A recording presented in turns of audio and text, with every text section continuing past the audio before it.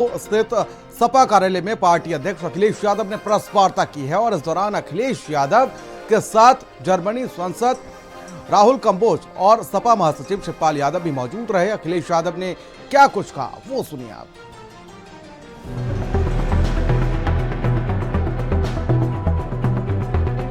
सपा अध्यक्ष अखिलेश यादव ने उत्तर प्रदेश सरकार द्वारा महाकुंभ 2025 के लिए भेजे जा रहे निमंत्रणों पर सवाल उठाए।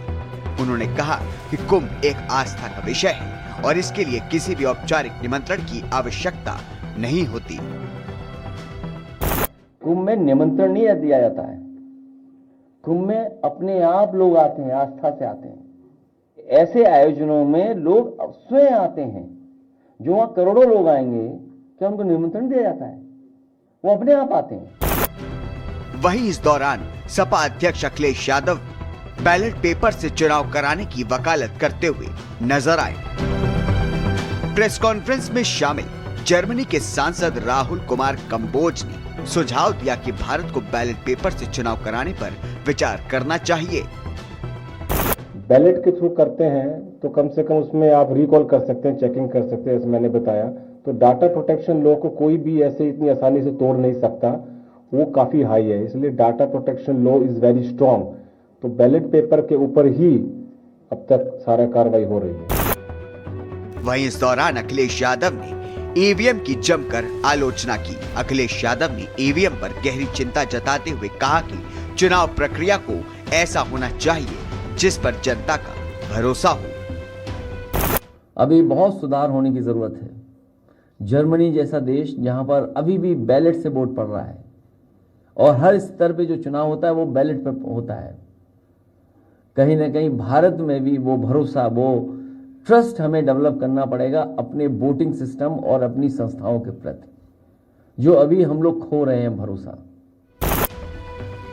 इसके साथ ही अखिलेश यादव ने उपचुनाव में जीतने वाले उम्मीदवारों पर भी सवाल उठा दिया। उन्होंने कहा कि चुनाव जीतने वाले उम्मीदवारों के चेहरे मुरझाए हुए क्यों होते हैं।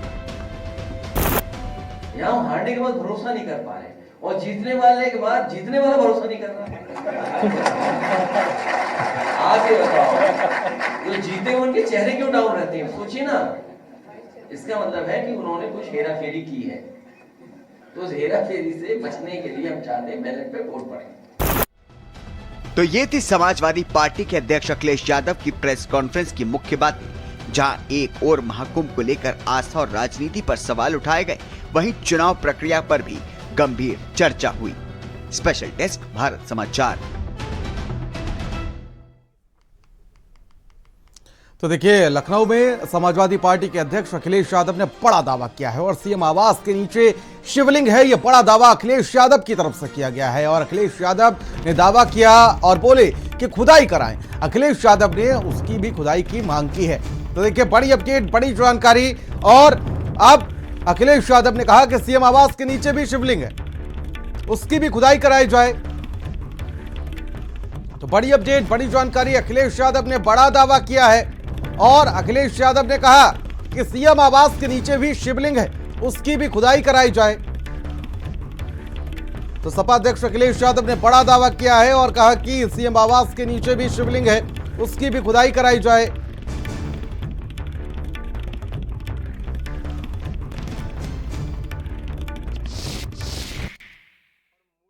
मुख्यमंत्री आवास में भी शिवलिंग है, इसकी भी खुदाई होनी चाहिए। सच में हमारा मानना है, हमारा भरोसा है कि वहां पर एक शिवलिंग है, उसकी खुदाई के लिए हम सब लोगों को तैयारी करनी चाहिए।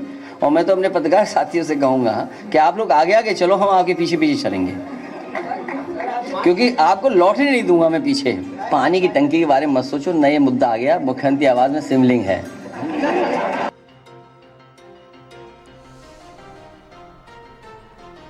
तो उधर दिल्ली में आम आदमी पार्टी ने भी प्रेस वार्ता की है, जिसमें अरविंद केजरीवाल और आम आदमी पार्टी से सांसद संजय सिंह ने